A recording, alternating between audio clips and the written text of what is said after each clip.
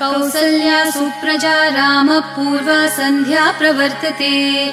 उत्तिष्ठ नरशार्दूल कर्तव्यं दैवमाह्निकम्। कौसल्या सुप्रजा रामः पूर्वा सन्ध्या प्रवर्तते। उत्तिष्ठ नरशार्दूल कर्तव्यं दैवमाह्निकम्। उत्तिष्ठोत्तिष्ठ गोविन्द उत्तिष्ठ गरुडध्वज। उत्तिष्ठ कमलाकान्त त्रैलोक्यं मङ्गलं कुरु। उत्तिष्ठोत्तिष्ठ गोविन्द उत्तिष्ठ गरुडध्वज।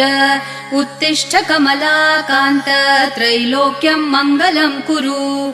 मातः समस्त जगतां मधुकैटभारेः वक्षो विहारिणि मनोहर दिव्यमूर्ते। श्रीस्वामिनि श्रितजनप्रिय दानशीले श्रीवेङ्कटेश दयिते तव सुप्रभातम्। मातः समस्त जगतां मधुकैटभारेः वक्षो विहारिणि मनोहर दिव्यमूर्ते। श्रीस्वामिनि श्रितजनप्रिय दानशीले श्रीवेङ्कटेश दयिते तव सुप्रभातम्। तव सुप्रभातमरविन्दलोचने भवतु प्रसन्नमुखचन्द्रमण्डले। विधिशङ्करेन्द्रवनिताभिरर्चिते वृषशैलनाथ दयिते दयानिधे। अत्र्यादिसप्तऋषयः समुपास्य सन्ध्याम् आकाशसिन्धुकमलानि मनोहराणि आदाय पादयुगमर्चयितुं प्रपन्नाः।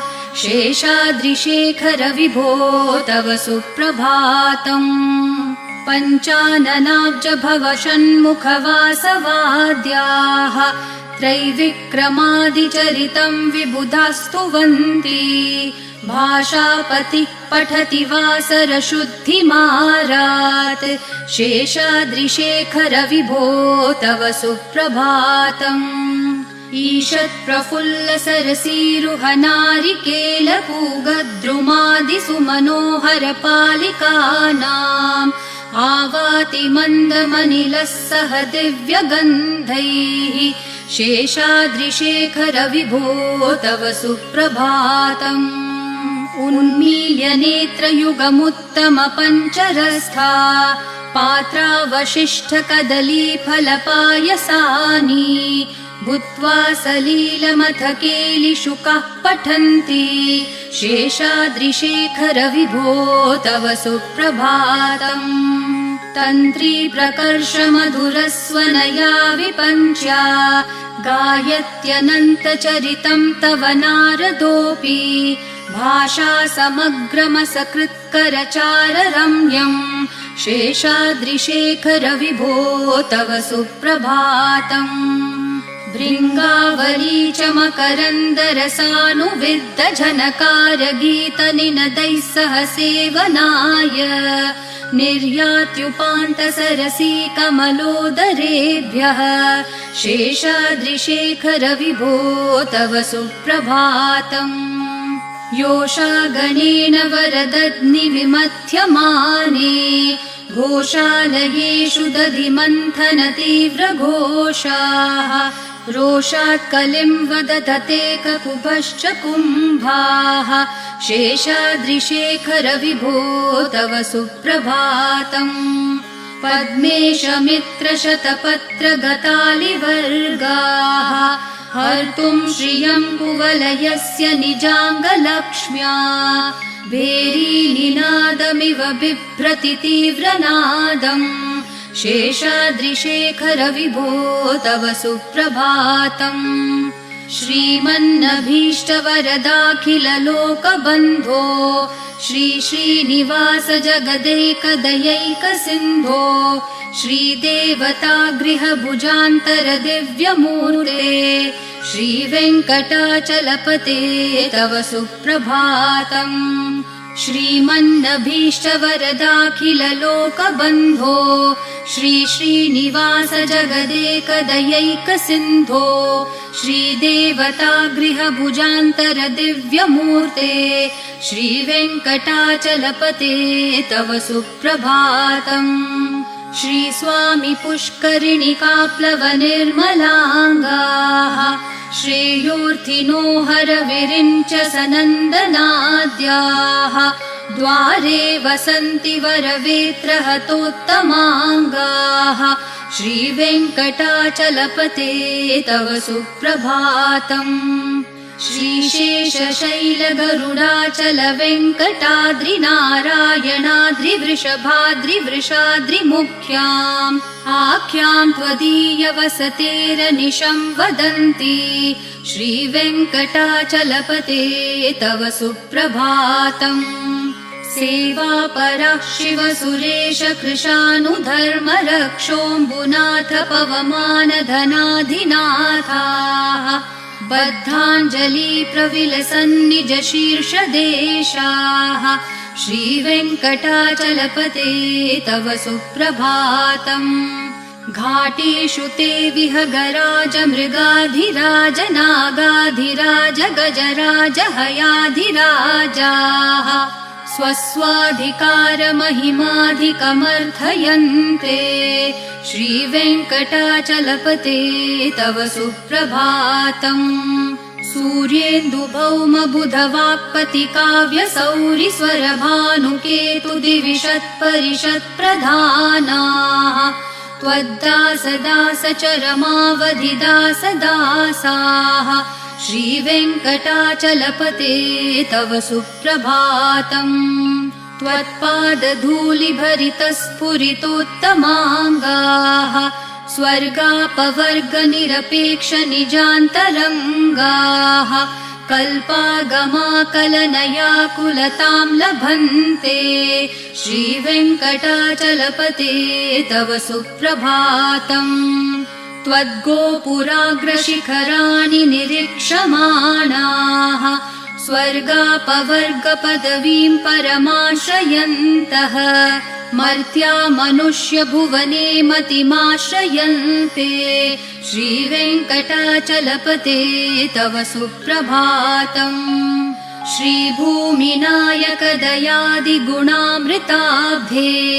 देवाधिदेव जगदेक शरण्यमूर्ते श्रीमन् अनन्त गरुडादिभिरर्चिताङ्घ्रे श्रीवेङ्कटाचलपते तव सुप्रभातम् श्रीपद्मनाभ पुरुषोत्तम वासुदेव वैकुण्ठमाधव जनार्दन चक्रपाणे श्रीवत्सचिह्न शरणागत पारिजात श्रीवेङ्कटाचलपते तव सुप्रभातम् कन्दर्पदर्पहर सुन्दर दिव्यमूर्ते कान्ताकुचाम्बुरुह कुड्मललोल दृष्टे कल्याण निर्मल गुणाकर दिव्यकीर्ते श्रीवेङ्कटाचलपते तव सुप्रभातम् मीनाकृते कमठकोल नृसिंहवर्णिन्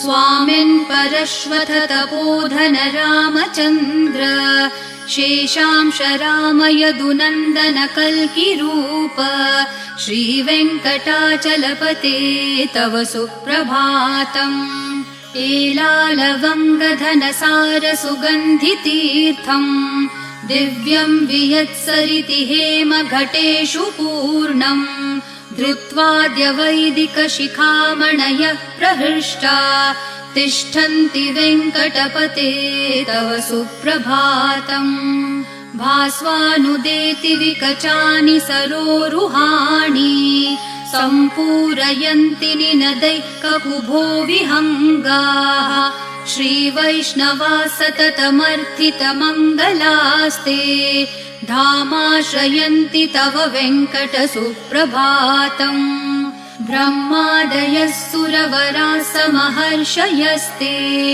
सन्तः सनन्दन मुखास्तवथ योगिवर्याः धामान्तिके तव हि मङ्गलवस्तु हस्ताः श्रीवेङ्कटाचलपते तव सुप्रभातम् लक्ष्मीनिवास निरवद्य गुणैकसिन्धो संसार सागर समुत्तरणैकसेतो वेदान्तवेद्य निज वैभव भक्त भोग्य श्रीवेङ्कटाचलपते तव सुप्रभातम्। लक्ष्मीनिवास निरवध्य गुणैकसिन्धो संसारसागर समुत्तरणैकसेतो वेदान्तवेद्य निज वैभव भक्त भोग्य श्रीवेङ्कटाचलपते तव सुप्रभातम्। इत्थं वृषाचलपतेरिह सुप्रभातम्। ये मानवः प्रतिदिनं पठितुं प्रवृत्ताः तेषां प्रभातसमयस्मृतिरङ्गभाजाम् प्रज्ञां परार्थसुलभां परमां प्रसूते। इत्थं वृषाचलपतेरिह सुप्रभातम्। ये मानवः प्रतिदिनं पठितुं प्रवृत्ताः तेषां प्रभातसमयस्मृतिरङ्गभाजाम् प्रज्ञां परार्थसुलभां परमां प्रसूते। कमलाकुचचूचुककुङ्कुमतो नियतारुणतातुलनीलतनो कमलायतलोचनलोकपते विजयी भव वेङ्कटशैलपते। कमलाकुचचूचुककुङ्कुमतो नियतारुणतातुलनीलतनो कमलायतलोचनलोकपते विजयी भव वेङ्कटशैलपते। स चतुर्मुख षण्मुख पञ्चमुख प्रमुखाखिल दैवतमौलिमणे शरणागत वत्सल सारनिधे परिपालय मां वृषशैलपते। अतिवेलतया तव दुर्विषहै अनुवेलकृतैरपराधशतैः भरितं त्वरितं वृषशैलपते परया कृपया परिपाहि हरे। अधिवेङ्कटशैलमुदारमते जनताभिमताधिकदानरतात् परदेवतया गदितान्नगमै कमलादयितान्न परं कलये। कलवेणुरवावशगोपवधू शतकोटिवृतात् स्मरकोटिसमात् प्रतिवल्लविकाभिमतात् सुखदात् वसुदेवसुतान्न परं कलये। अभिराम गुणाकर दाशरथे जगदेकधनुर्धर धीरमते रघुनायक राम रमेश विभो वरदो भवदेव दया जलदे। अवनीतनया कमनीयकरं रजनीकर चारुमुखाम्बुरुहम् रजनीचरराजतमो मिहिरं महनीयमहं रघुराममये। सुमुखं सुहृदं सुलभं सुखदं स्वनुजं च सुखाय ममोघशरम् अपहाय रघुत्वहमन्यमहं न कथञ्चन कञ्चन जातु भजे। विना वेङ्कटेशं न नाथो न नाथ सदा वेङ्कटेशं स्मरामि स्मरामि। हरे वेङ्कटेश प्रसीद प्रसीद प्रियं वेङ्कटेश प्रयच्छ प्रयच्छ। विना वेङ्कटेशं न नाथो न नाथ सदा वेङ्कटेशं स्मरामि स्मरामि। हरे वेङ्कटेश प्रसीद प्रसीद प्रियं वेङ्कटेश प्रयच्छ प्रयच्छ। अहं दूरतस्ते पदाम्भोजयुग्म प्रणामेच्छयागत्य सेवां करोमि। सकृत्सेवया नित्यसेवाफलं त्वं प्रयच्छ प्रयच्छ प्रभो वेङ्कटेश।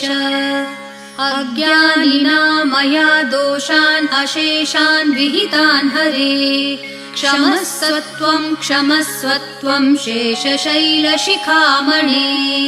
अज्ञानिना मया दोषान् अशेषान् विहितान् हरे क्षमस्वत्वं शेषशैलशिखामणे।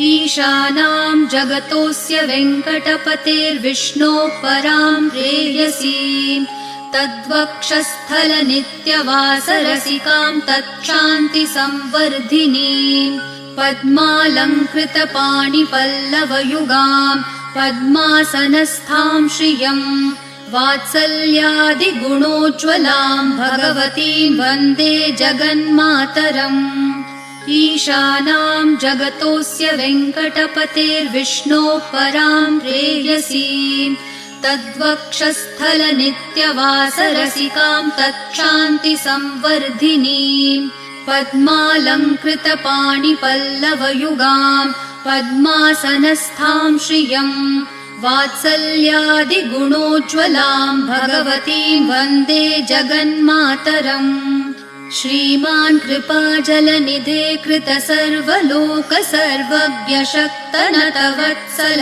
सर्वशेषिन् स्वामिन् सुशील सुलभाश्रितपारिजात श्रीवेङ्कटेश चरणौ शरणं प्रपद्ये श्रीमान् कृपाजलनिधे कृतसर्वलोक सर्वज्ञशक्तनतवत्सल सर्वशेषिन् स्वामिन् सुशील सुलभाश्रितपारिजात श्रीवेङ्कटेश चरणौ शरणं प्रपद्ये आनूपुरार्पित सुजात सुगन्धि पुष्प सौरभ्य सौरभकरौ समसन्निवेशौ सौम्यौ सदानुभवनेऽपि नवानुभाव्यौ श्रीवेङ्कटेश चरणौ शरणं प्रपद्ये सद्यो विकासि समुदित्वरसान्द्ररागः सौरभ्य निर्भर सरोरुह साम्यवार्ताम् सम्यक्षु साहसपदेषु विलेखयन्तौ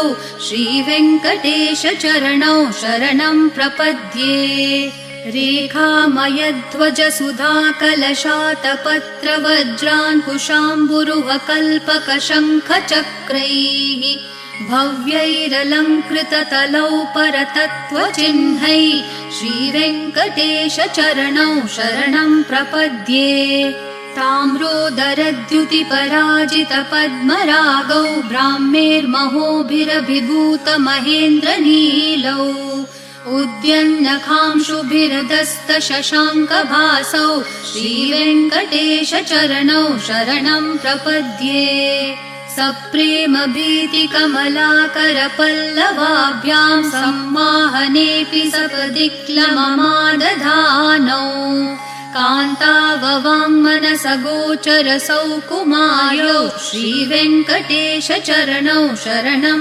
प्रपद्ये लक्ष्मीमहीतदनुरूपनिजानुभावन्नीलादिदिव्यमहिषीकरपल्लवानाम् आरुण्यसङ्क्रमणतः किल सान्द्ररागौ श्रीवेङ्कटेश चरणौ शरणं प्रपद्ये नित्यानमद्विधि शिवादिकिरीटकोटि प्रत्युक्तदीप्तिनवरत्नमःप्ररोहैः नीराजनाविधिमुदारमुपादधानौ श्रीवेङ्कटेश चरणौ शरणं प्रपद्ये विष्णोपदे परम इत्युदितः प्रशंसो यौ मध्य उत्स इति भोग्यतयाप्युपातौ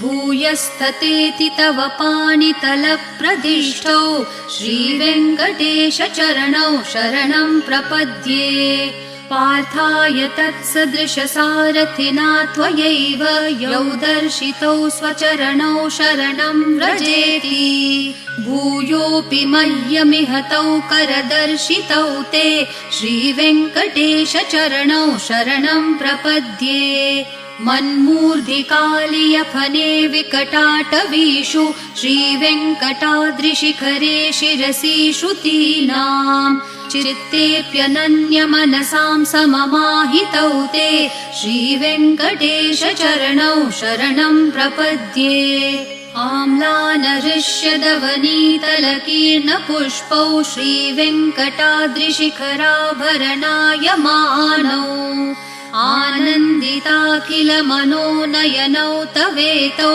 श्रीवेङ्कटेश चरणौ शरणं प्रपद्ये प्रायप्रपन्नजनता प्रथमावगाह्यो मातुस्तनाविविशिशोरमृतायमानौ प्राप्तौ परस्परतुलामतुलान्तरौ ते श्रीवेङ्कटेशचरणौ शरणं प्रपद्ये सत्वोत्तरैः सततसेव्यपदाम्बुजेन संसारतारकदशार्द्रदृगञ्चलेन सौम्योपयन्तृमुनिना मम दर्शितौ ते श्रीवेङ्कटेशचरणौ शरणं प्रपद्ये सत्वोत्तरैः सततसेव्यपदाम्बुजेन संसारतारकदशार्द्रदृगञ्चलेन सौम्योपयन्तृमुनिना मम दर्शितौ ते श्रीवेङ्कटेशचरणौ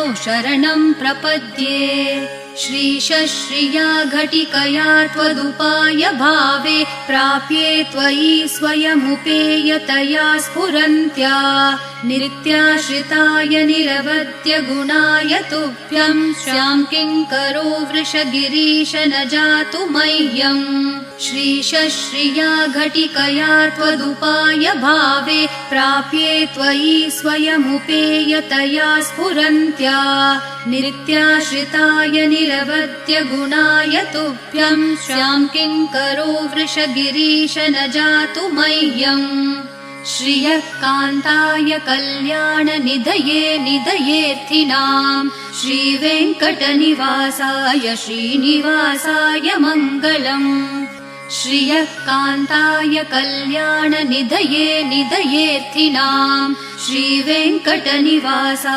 श्रीनिवासाय मङ्गलम् लक्ष्मी सविभ्रमालोकसुप्रविभ्रमचक्षुषे चक्षुषे सर्वलोकानां वेङ्कटेशाय मङ्गलम् श्रीवेङ्कटाद्रिशृङ्गाग्रमङ्गलाभरणाङ्ग्रये मङ्गलानां निवासाय श्रीनिवासाय मङ्गलम् सर्वावयवसौन्दर्यसम्पदा सर्वचेतसां सदा सम्मोहनायास्तु वेङ्कटेशाय मङ्गलम् नित्याय निरवध्याय सत्यानन्दचिदात्मने सर्वान्तरात्मने श्रीमद्वेङ्कटेशाय मङ्गलम् स्वतः सर्वविदे सर्वशक्तये सर्वशेषिणे सुलभाय सुशीलाय वेङ्कटेशाय मङ्गलम् परस्मै ब्रह्मणे पूर्णकामाय परमात्मने प्रयुञ्जे परतत्त्वाय वेङ्कटेशाय मङ्गलम् आकालतत्त्वमशान्तम् आत्मनामनुपश्यताम् अतृप्तामृतरूपाय वेङ्कटेशाय मङ्गलम् प्रायस्वचरणौ पुंसां शरण्यत्वेन पाणिना कृपया दिशते श्रीमद्वेङ्कटेशाय मङ्गलम् दयामृत्तरङ्गिन्यास्तरङ्गैरिव शीतलैः अपाङ्गैः सिञ्चते विश्वं वेङ्कटेशाय मङ्गलम् सद्भूषाम्बरहेतिनां सुषमावहमूर्तये सर्वार्तिशमनायास्तु वेङ्कटेशाय मङ्गलम् श्रीवैकुण्ठविरक्ताय स्वामि पुष्करिणीतटे रमया रममाणाय वेङ्कटेशाय मङ्गलम् श्रीवैकुण्ठविरक्ताय स्वामि पुष्करिणीतटे रमया रममाणाय वेङ्कटेशाय मङ्गलम् श्रीमत्सुन्दरजामातृमुनिमानसवासिने सर्वलोकनिवासाय श्रीनिवासाय मङ्गलम् मङ्गलाशासनपरैर्मदाचार्य पुरोगमैः सर्वैश्च पूर्वैराचार्यैः सत्कृतायास्तु मङ्गलम्।